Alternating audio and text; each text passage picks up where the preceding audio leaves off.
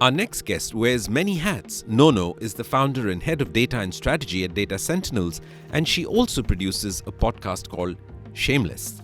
She's explored an impressive 40 countries, including Ghana.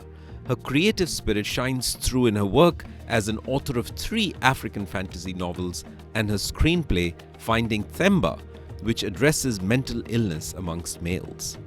A linguistics enthusiast, Nono learned American and British Sign Language in college and aced Japanese academically, despite not being able to speak it at all.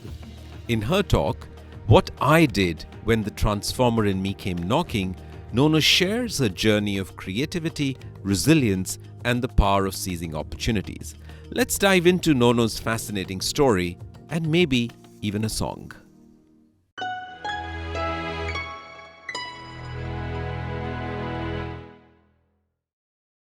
Alrighty, so I'm going to tell you a story about what I did when the transformer came knocking.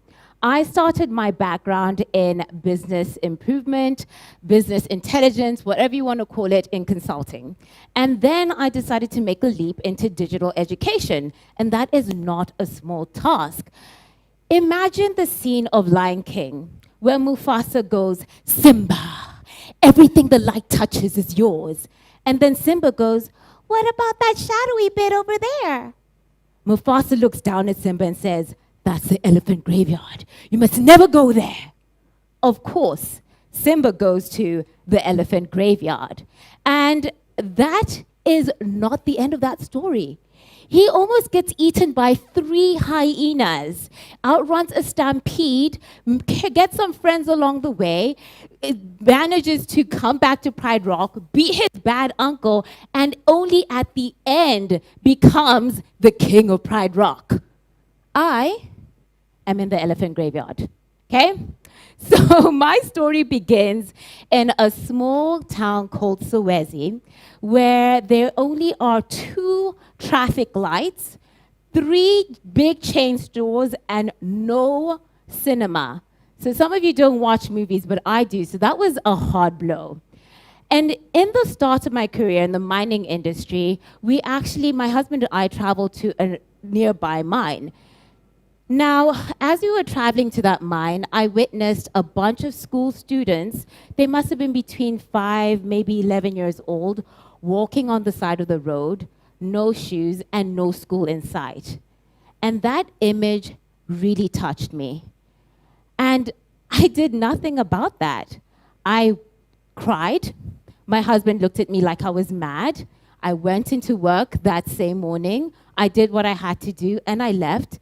And if I'm being extremely honest, I think about those children a lot, and I also think about my inaction. And the question that I have for you guys is, why do we see things that don't make sense and then still do nothing? Maybe that's a conversation for a TED Talk. But let's fast forward to the fact where I've now been in charge of going into leading transformation in a company that has 10,000 people. Now, the fact around that is that they expected me to drive change in a space where they felt like change can only be driven by certain types of people. And what do I mean? You must be a manager. You must be a head of department. Change cannot be driven by just every Tom and Harry, okay? So to make matters worse, they literally just gave me no team. It was just me that had to go and do this. So what was I going to do? The transformer comes knocking, and they say, "Okay, cool." I look at the transformer, I say, "You can come in, you can help me out." So consequently, I did what anyone with a science degree would do. I decided to conduct an experiment and clone myself. As a result, I created a communal learning experience across the organization, and I managed to train, empower, and inspire 200 people in 2 years. Those people are literally the reason why I even felt that I was able to do what I did. They're the backbone of everything. However, as I was doing this, I would get reached out by people across the continent wanting to be part of this movement. And I was like, no, that's not what I'm doing. I'm solving my own problem. I'm not solving yours. And also, I'm not a transformer like that. I'm just a transformer in this organization. But let's actually fast forward to the fact that we were able to train those people to empower their own transformer within themselves, and therefore unlocking transformational leaders across the organization. And they were able to save the organization 10 million US dollars in the last 12 months and contributed 4,000 community service hours. So we were fostering a culture of improvement. And how did we do that? We implemented the Kaizen 8-way strategy. And by doing that, we were able to also engage our finance partners to verify and validate whether those savings were actually there. So by harnessing the collective workforce, not just the managers, not just the CEOs, but every single employee, we were able to actually demonstrate that across the organization, you can actually leash transformation and the transformative power of change. Now, if you look at igniting transformation as an individual, what does that actually entail? And for me, when we demonstrated that, we showed that transformation is not a job title. It's a way of life. So when the continent comes knocking again and saying, hey, we want to also do this transformation thing, I didn't say no. I said, hell no. Because I was not trying to be this transformer that's changing lives across the world, because frankly, I felt like there was someone more qualified to do that than me. And every day when the transformer came knocking, and that could have been stories from people that I never met that were inspired by what we were doing in terms of the change we were creating and how they've touched lives in their respective places, I had to really dig down and understand, what is this fear that I'm having within me that is stopping me from trying to unleash this transformer across the continent? And I realized that I couldn't afford to be fearful. I couldn't afford to be shameful. And let's face it, I couldn't be lazy anymore. Okay, so let's get into my elephant graveyard. You see, those are 3 hyenas, okay? So I decided to basically launch Transformation Leader. And it was a natural progression in my entrepreneurial journey, because I really felt like there was a need that we had to address around leadership scarcity.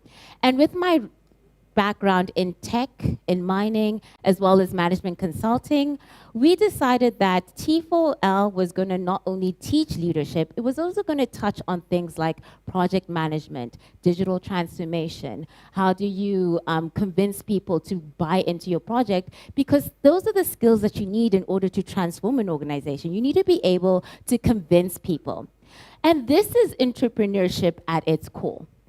We're finding a need. We're uplifting others. We're enabling people to solve their own problems. We're building ecosystems. We're challenging the status quo.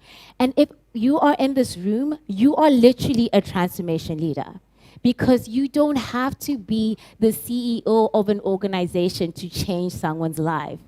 Now, I'm feeling pumped up. I got my people. Dun, dun, dun, dun. Rocky music is playing in the background. Yoo! I quit my job. I'm doing this full time, no excuses. And don't do this at home, because you will literally end up in the elephant graveyard. So after that, we basically had to address my 3 hyenas. Hyena number 1 was, how do I convert the concept of great success in the mining industry in Zambia to something that's scalable across the continent? Because Transformation Leader is specifically for the African continent. Earlier on, I told you, I really respect our culture. But what aspects of our culture can we keep? And what aspects of our culture can we amplify in order to allow people to be transformational leaders? you're hanging around with Gogo, or you're an older person in an organization, we are not talking back to them. You're not challenging them because culturally that seems wrong. But how can you challenge in a way that is respectful? That's the sort of stuff we had to think of. Another thing was we had to look at how do we allow other people to leverage transformation even if they're in Ghana, even if they're in Egypt. We've decided to build our platform online. Anyone can access it anywhere across the world, but specifically in Africa. We provide free content for people to actually learn, as well as paid content. And we also enabled our AI called Ubuntu to allow for a very interactive learning experience. And the third point was, how do I allow people to actually get into their own transformational journey, right? And that was engaging with partners across the continent, people who are already doing great work. How can we leverage and back on that? So I leave you with this. I really encourage you guys to dig deep. When you see something that needs to be changed, have the courage to act on it. That's that transformer knocking. And even though my transformer sometimes gets a little scared, that's just what it is. And at the end, we will all stand in our own peaks as kings and queens on our Pride Rock, and people will say, Nancy Gwanya Magabiti Baba. Thank you.